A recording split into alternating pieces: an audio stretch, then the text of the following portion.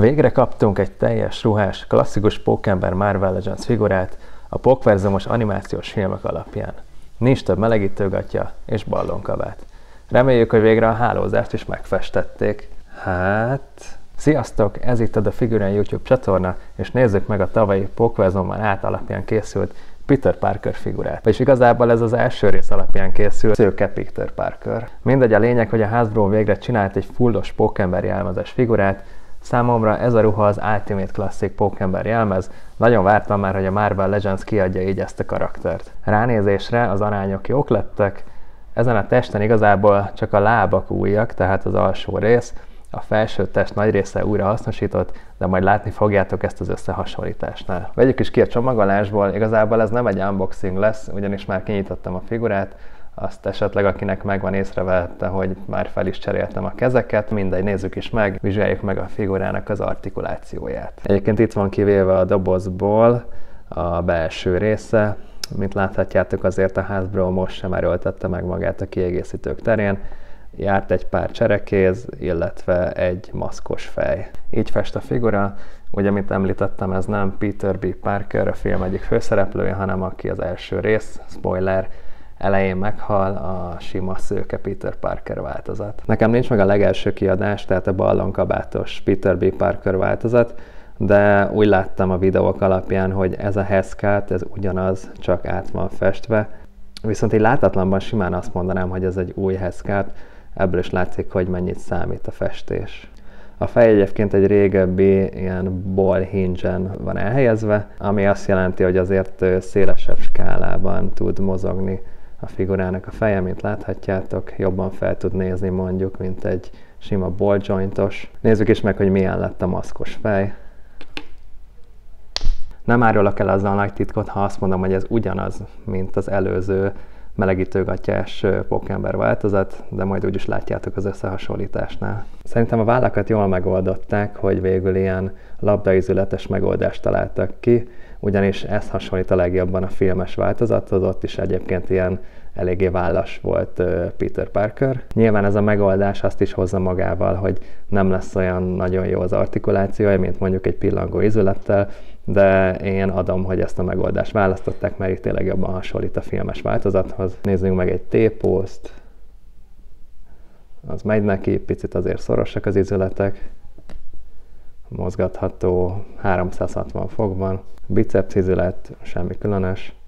Picit nekem egyébként a könyök az nagyon vékony, és eléggé törékenynek tűnik, illetve a csuklóizület az is mozgatható, picit meg be kell járatni. Van nekünk érdekes izomizületünk, ami előre és hátra is mozgatható, hát meg persze körbe, lehetne jobb is igazából. Illetve van egy fordított hasizomizület is, ami viszont remekül mozgatható, viszont a festést elég csúnyán oldották meg, amikor elmozdul.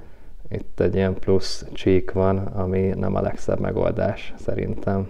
A csípőizületet a drop-down technológiával oldották meg, ami nekem nem a kedvencem, viszont ennél a figuránál nagyon jól működik, és nagyon jól csinálták meg szerintem. Szépen leugrik, ha kell visszaugrik, egész oké mozgástartományt be tud járni. Sokszor az van ezeknél a drop-down hippeknél, hogyha így lehajtjátok, akkor amikor próbáljátok felfele tekerni, akkor nagyon kattog. Ez is egy kicsit kattog, de teljesen okés.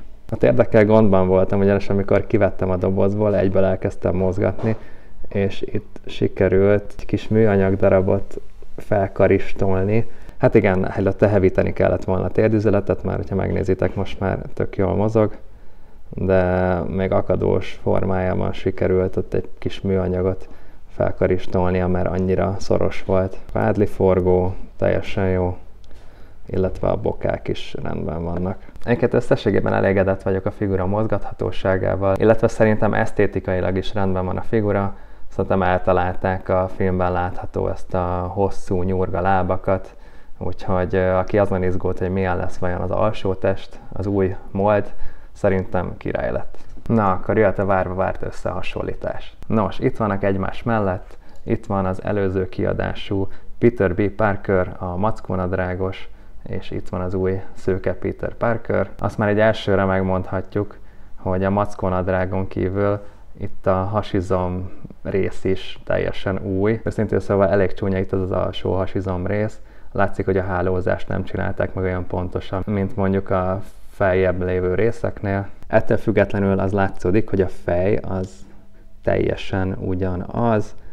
Talán picit a festék lehet más, bár szerintem nagyon max egy pici árnyalat lehet a különbség. Itt mákastól fölfele ez a rész is teljesen ugyanaz a mold, a karok is, semmi különbség nincsen. A már említett hasizom rész azért az más, nyilván azért is, mert itt már számolni kellett egy ilyen fordított hasizom izülettel, csak a lábakat nem kell részletesebben bemutatni. Azt egyébként baromira nem bírtam az előzőben, hogy nagyon furán alakították ki ezt a lábrészt, alapból nagyon nehezen mozgatható, és borzasztó nehézkes volt a lábára állítanom mindig, illetve azért elég könnyen itt lejöhet ez a bokarész. És akkor most következzen a mai adás meglepetés vendége, a Camu Sentinel Peter B. Parker. Ugye azt biztosan sokan tudjátok, hogy a legjobb pókverzumos Peter B. Parkernek az eredeti Sentinel változatot tartják, de az egy baromi drága figura, $100+, annyira nem éreztem, hogy be kéne szereznem. Viszont a jó öreg AliExpressen megtalálható a bootleg változat, ami meglepően jó lett.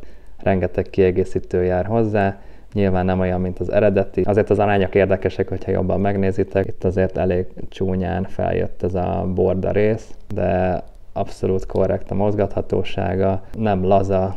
Picit az izületek csúnyán vannak összeillesztve, de hát bootleg mit várunk. Viszont abszolút egy korrekt figura, és szerintem nagyjából ilyen 6-7 ezer forintért hozzá lehet jutni. Itt van a Peter B. Parker fej, és egész korrekt lett hozzá. Szóval így festenek egymás mellett az én pókverzumos Peter Parkereim. Így fest a pókverzumos Peter Parker, azt szerintem a jelenlegi legjobb Marvel Legends klasszikus pókember figurával, az Amazing Fantasy 3-packből. Így fest Peter Parker a szintén népszerű Renew Your Vows 2-pack pókemberével. És végül az egyik személyes kedvencemmel, a Tom Hollandos No Way Home végén található jelmezzel. Összességében ez a figura szerintem teljesen rendben van, tök jó a mozgathatósága, szerintem jól lett a kidolgozása is, ami még mindig szerintem negatívum, hogy ezt a rohadt hálózást nem tudja megcsinálni a Hasbro. Oké, hogy vannak mélyedések, de sokkal jobban néznek ki, hogyha be lenne hálózva. Sőt, szerintem meg is fogom csinálni valamilyen filztollal a hálózást, és akkor be is mutatom a videóban, hogy mennyivel jobban néz ki. Egyébként ti melyik pókverzum karakter szereztétek be a mostani Marvel Legends Wave-ből? Írjátok meg a kommentben. Én köszönöm szépen a figyelmet, ha tetszett, iratkozzatok fel, és lájkoljátok a videót. Találkozunk legközelebb, sziasztok!